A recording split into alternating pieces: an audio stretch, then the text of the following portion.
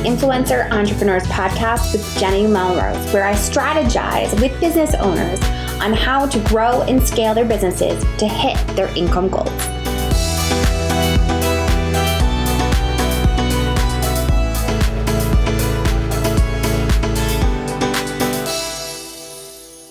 This is episode 311 of the Influencer Entrepreneurs Podcast with Jenny Melrose.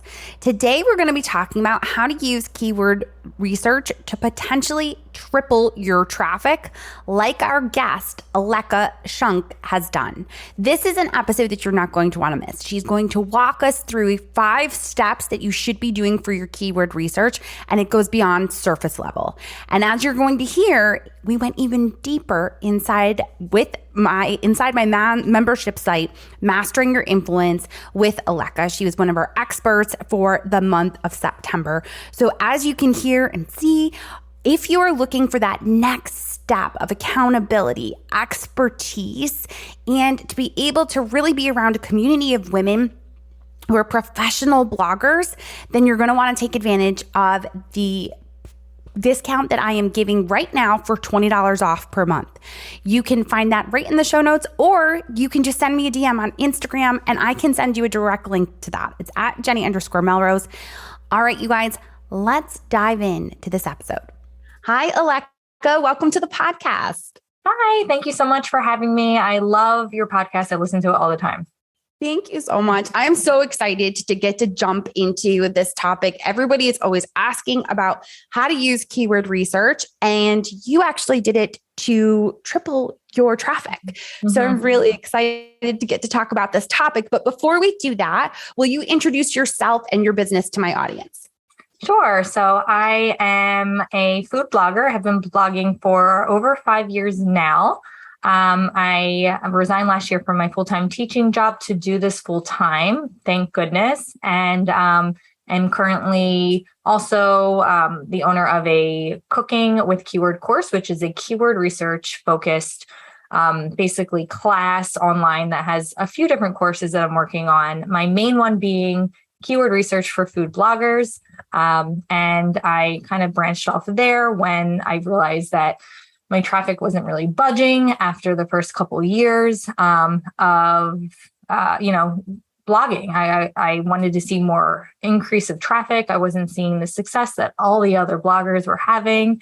And I kind of took it upon myself to learn as much as I could about this little piece of the SEO monster, keyword research, which I feel like is like that the biggest hope for new bloggers, because there are, I think, like 500 million blogs out there, which is absolutely insane because the competition is just like, it's really hard to make it. So the one piece of hope is keyword research. And I jumped on that as much as I could. I learned as much as I could about it, strategies and methods and what it is. I took courses, I read books, articles, podcasts. That was all I did for at least a year straight. And I started to apply certain strategies to my own blog and started to see a huge increase in traffic in just a few months.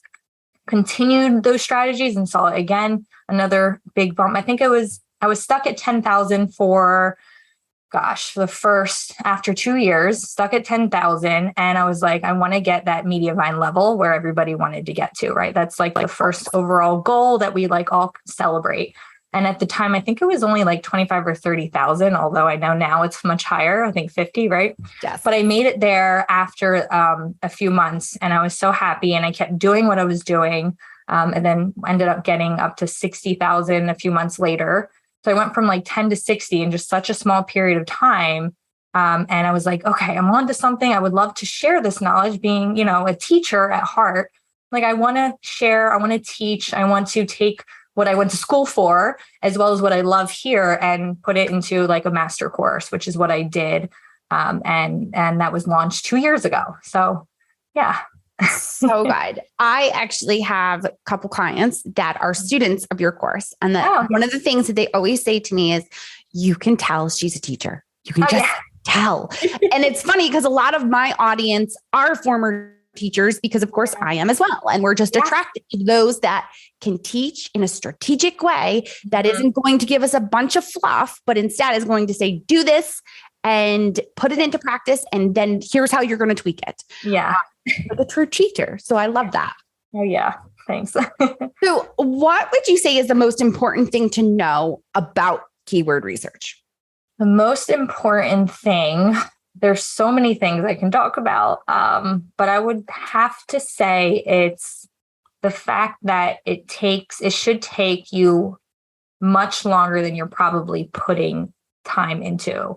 At least I feel like maybe people will take an hour and do keyword research, if that, but it should take over an hour to do proper keyword research for most keywords. Some it's like you find it's like a winning keyword, you know what it is, and really it's going to work no matter what you do. And that's a rare occasion. But most of the time you got to spend a few hours really diving deep into analyzing your competition and looking at the keyword volume and the difficulty and find really the overall number that you're looking for. So for example, most of us use a keyword tool to do research, but we look at the volume and that's like usually and the keyword difficulty and just base our decision off of those two pieces of data and that are those two metrics, which is not nearly enough to help us decide whether the keyword is really worth going after.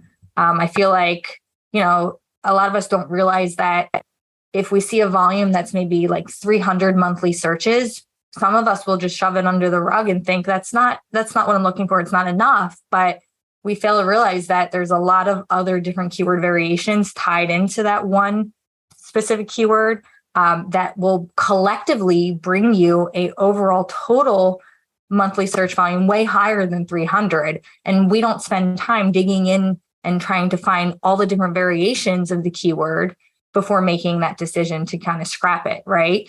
And then also, a lot of us don't spend the time and think, okay, well, and do a little bit of math. I was a math teacher, so I focus really on it, but it's like inevitable, no matter if you're a math major or not, you have to think about the numbers. So even if you're in the first position in Google for that keyword that you targeted, you're only going to get like 30% of that in the first position. So if the keyword is collectively 1,000 monthly searches, you're getting what, maybe like 300 people coming to your site, which is that good for you? Is that going to move the needle? And if not, then maybe we need to increase our search volume target a little bit more, because I feel like from the students that I've worked with, they're not seeing as much gain because they're afraid to target the higher volume keywords, but you're not really doing much, it's such a slow growth. It's going to take you 10 years to get to where you want to get to. So really spending the time to dissect, analyze, and look at all the numbers and the data and make your decision from there. So let's break down and give an example of what you mean when you say a keyword. And you were just inside my membership site, Mastering Your Influence, and you did an expert talk and you broke down, it showed us the back end of everything as you were going through this. And you had a stuffed pepper recipe that we were taking a look at.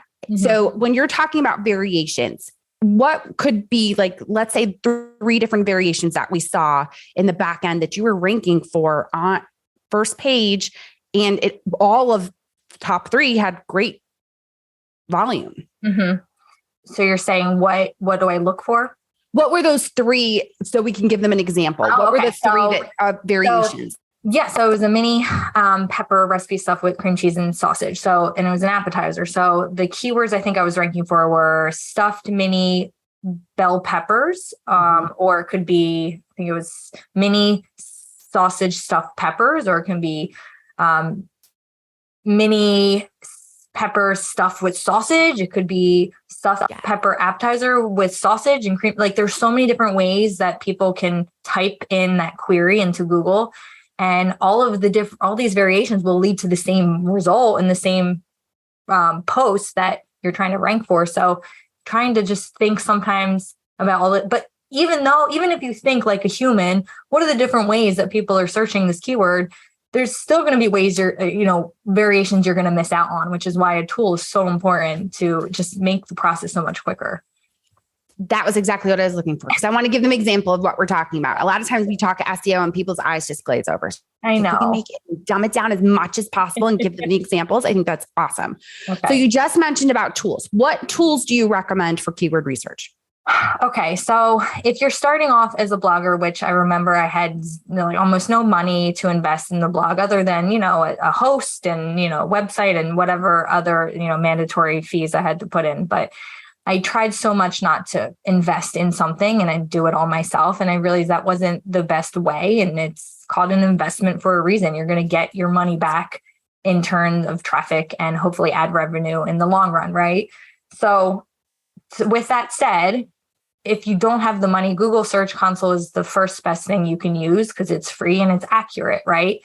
But there is a learning curve and it's a little intimidating. The average position that Google gives you or that GSC gives you for your rankings is a little bit off, I find. Not that they're wrong, but their algorithm averages the rankings a little differently. And it's harder to find where you're sitting. So you can spend all day in there and still not find where your ranking is in the search engine. You can be on the third page, but you don't know that because I find it's not as clear cut as some of the other tools.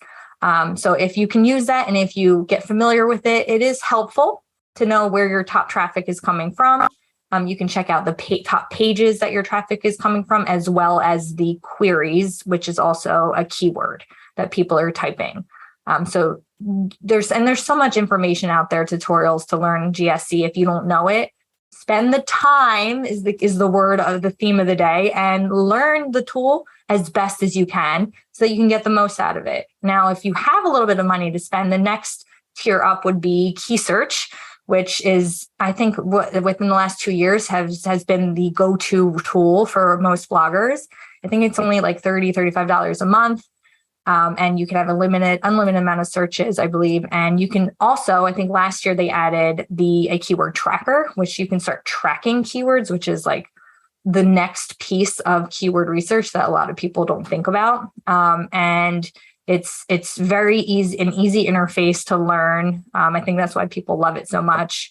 But it is a little bit limited if you really want to be like a keyword quote unquote expert, even though I don't think anyone's an expert at anything. It's just, if you want to get as good as you can at keyword research and really dive deep, you're going to want to step it up a notch. But key search is definitely a good go-to and could get you to where you want to be, in the long run. Ahrefs and SEMrush are the next two that I always have recommended. They're like, the most expensive, obviously for a reason. I think it's over $100 a month, but well worth it because it can save you so much time when you're analyzing keywords, your rankings, your competition, and time is money, right? So I think for sure, and the people that I've talked into buying it, a subscription, have always told me, yeah, it's worth it. The people that haven't, they tell me that they haven't spent the time learning how to use. So I'm saying, what are you doing? Are you just creating more and more content? Why, if you're not, creating content that's winning, So those 4 tools I would say are really the ones I talk about in my course. And then Keywords Everywhere is an extension that people have used forever, which is also helpful, but it's limited compared to, the latter courses that I mentioned. So. Okay. Excellent. No, that's perfect. So what steps do you take when doing keyword research? So you pop it into a tool. What are we looking for? We've talked about multiple variations. How do you continue? So there are 2 ways you can keyword research. Really, the first way that I talk about in my course is from scratch. So really with one thing in mind, one topic in mind, and literally going from there and building a target keyword with modifiers and other long tail keywords to make it the perfect keyword. That takes a long time. It should, because you're really trying to piece together the perfect title tag and the perfect H1, which is the same thing. And to do that, you can start with Google and you can start typing in words and seeing what Google suggests for you. It'll auto-complete. Sometimes if I want to do what's a good example? I don't want to go into products. maybe like I'll stick to what I'm comfortable with. Appetizer ideas, right? And then I'll hit the space bar and I'll press a letter and I'll see what populates. And often Google will offer other suggestions that are commonly researched or commonly searched by users, and I'll go off of there. That's a free way to kind of get ideas of what I want to do, what type of appetizer, right? And then I'll go from there. Okay, well, maybe I want to do a vegetarian appetizer because I see that coming up. And then, okay, well, maybe I don't want to be as broad or target a broad keyword like vegetarian appetizers because I'm kind of closing my, window, and I'm really kind of competing with the big guys out there. I want to add another keyword, maybe, I don't know, cheesy vegetarian appetizer or air fryer vegetarian appetizer. So adding the right keyword so that the volume is there, the competition isn't crazy intense, and user intent is also being thought about. And then once I have that, then I'll do the next step, which is analyzing the keyword in Google, type it in, see what results are coming in to the SERPs. What are the top 10, titles? Are they matching your title? Or is the search intent exactly what yours is going to be about? If they're all using an air fryer, are you going to use an air fryer? Are you going to use something different? So I think that single thing is the most controversial issue regarding keywords, because a lot, especially in the food niche, a lot of my students have told me that they're not ranking high. This post hasn't really done much. Why? And I'm like, well, because you're using, you're maybe because it's using tofu and people don't want to use tofu, or they don't have it, or whatever the case may be, or you're using, an Instant Pot and people don't have this. They want to cook it, on the stovetop. So things like that, or using certain ingredients or cooking methods may steer somebody away and they may bounce back. So it's really important that the results in Google will kind of guide you to give you an idea of what your post is going to be about, because Google's telling you what it wants, what the user wants, what it likes, and yours should be similar to that.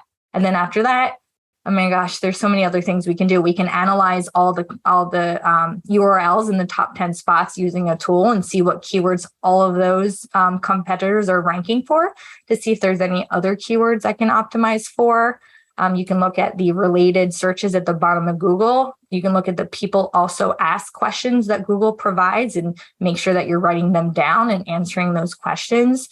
You can use other tools like Quora to get more questions to include in your post. You can look at the comment section in the competition and read what readers are saying about other, bloggers' recipes or posts, and see if there's something that they're asking that maybe wasn't addressed in that post that you would definitely want to include in your post.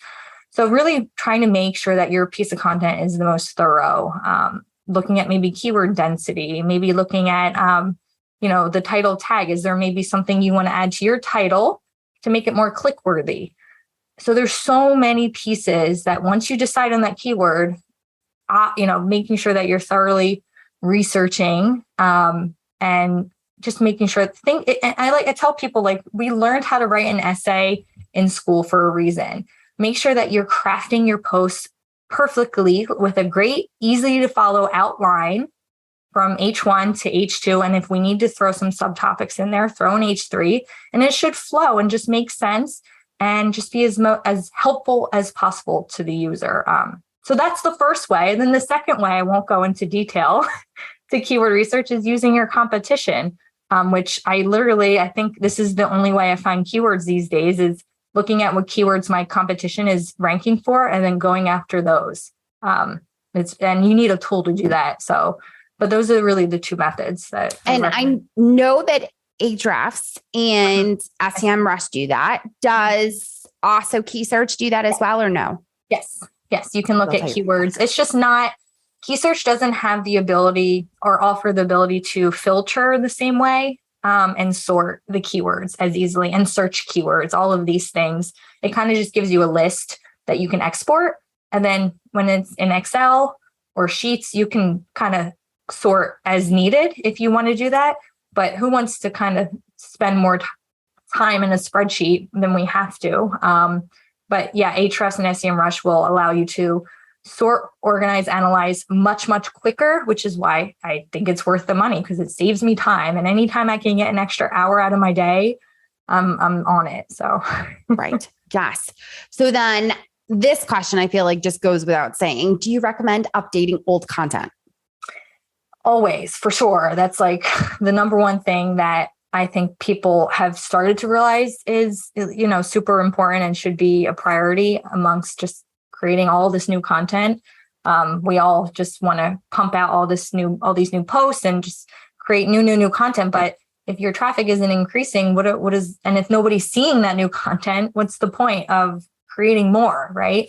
So yes, going back and making sure that you are updating the content. And you can go two different directions, or I should say there's two different ways you can go about that. First, starting with your posts that are receiving the least amount of traffic. So we talked about this in your mastermind, you're going to Google Analytics and checking out the posts that are receiving, I don't know, maybe less than 100 monthly visits. It depends on your traffic and where you are in your blogging, career, but 100 is a good gauge. If it's getting zero traffic, definitely we want to update it.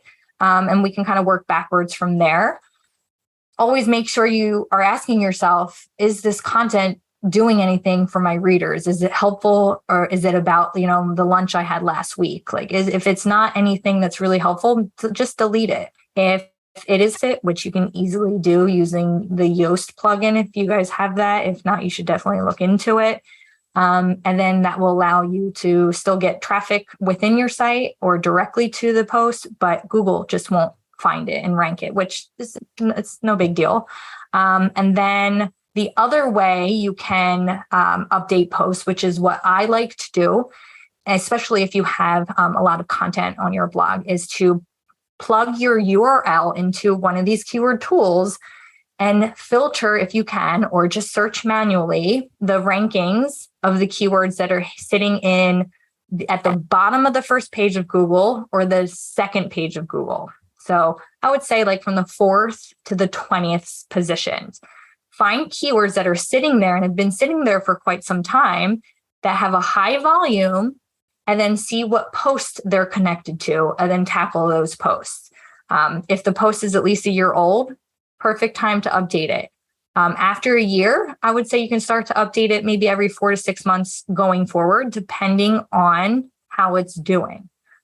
So yeah, those are the two ways. Definitely updating is super important. It's so much better to tweak a post that's been sitting on your blog for a couple years, because one tweak can make a world of difference. I can't tell you how many of my posts, well, I can count them on one hand how many posts I published that have made it to a top position after the first try, meaning I have to update it at least 2, if not 3 times before it finally gets there. And I've had many posts that have finally gotten to a top position. And most recently it was an egg bite recipe. Highest traffic right now I think it ranks for over 30,000 monthly views. And I'm kind of jumping around in top positions. I'm keeping an eye on it, but that was on my blog for almost 2 years now. And after an update a few months ago, it finally got there. So I didn't give up on it. So just make sure you're not giving up and you're really spending time doing the analyzing to update it properly. So helpful. So now you have a free training that you are offering to your audience as well as to mine. Can you tell us a little about what they can expect to learn in the training that you're doing? Yeah, so I created a 15-minute little training webinar just to give you an idea of a piece of what I basically pulled a piece of my course out and talked about it. 5 steps to creating the perfect title. So putting together certain keywords, how to find them, basically summed up into a 15-minute little webinar for you guys to give you an idea of what, maybe you'll find something helpful. And if you like, the way it goes, hopefully you can, you'll jump into the course and purchase one that works for you and go from there. So. Yes. No, we're going to make sure to link to that in the show notes. You also have your courses, which we are also going to link to in the show notes. How many courses are you up to right now? Do you have 2 or 3? So I have 2. I have my keyword research. That is the main one. I have tracking and analyzing, which is following up keyword research. So what do you do after you hit publish, right? tracking and analyzing is probably the most important thing. And that course is really for not just food bloggers. I tried to use examples in every niche, so anybody can take that course. And then the course that I am going to be launching very soon, which will probably be up by the time this podcast goes live, is a course just on Ahrefs. So it's the tool I use and I recommend to kind of give an idea to people how I use it and what features it has, because it can be intimidating. And some students have asked me about that. So that'll be up soon. And then after that, by the end of the year, I'm going to create my fourth course, which is basically my keyword research course for all niches, because I use so many examples for food blogs and recipes in my first course. I feel like some people cannot relate outside of the, food blogging niche. And I've had so many people ask me, am I going to get the most out of it? And I hate to say yes, but I would love to create one just for, more of a general one. So that'll come before the end of the year. Yes. And we saw you do that actually in Mastering Your Influence with Debbie, where you used Rescue Dogs, her website, and kind of showed her what she was missing and how to analyze and go through. So I know a lot of people that are outside the food niche that are listeners will definitely want to jump in on that. And of course, my food listeners, I hope you, if you're not already in there, get your butts in there. Aleka, I appreciate you so much. Where else is the best place to connect with you? So you can follow me on Instagram at my blog is alekasgettogether.com, which I do post, updates on the course and other coupon or sales that I offer, as well as cooking with keywords. Did I say .com before? Aleka's Get Together? I'm not sure, but we'll make sure we have it linked correctly. I can't remember. So Aleka's Get Together, and then Cooking with Keywords is also my Instagram handle, which you can follow to get alerts of when my new courses are going to be published. And then out on my blog, alekasgettogether.com, you can have access to where you can purchase the course and coaching or whatever else you're interested in. Excellent. Perfect. Well, Aleka, thank you so much. I appreciate you. Thank you so much for having me. I love sharing as much as I can, and I wish you the best of luck. All right. Well, there you have it. Aleka is offering that free training for you all, 15 minutes to be able to sit down and really learn more about keyword research and the best way to improve your SEO. So make sure that you either head over to the show notes or send me a DM on Instagram at Jenny_Melrose, and I will make sure to send that link directly to you so that you can hop in on her training. You can also still take advantage of the discount that I'm offering for Mastering Your Influence. It is my monthly membership that is going to give you the accountability and the most up-to-date information from myself as well as other experts in the industry. So if you haven't already joined, make sure that you just send me a DM and I will get you in there. As always, I appreciate you guys so much for leaving your most recent rating and review on your favorite podcasting app. It helps to continue to get great guests. All right, guys, until next time, I will see you all then.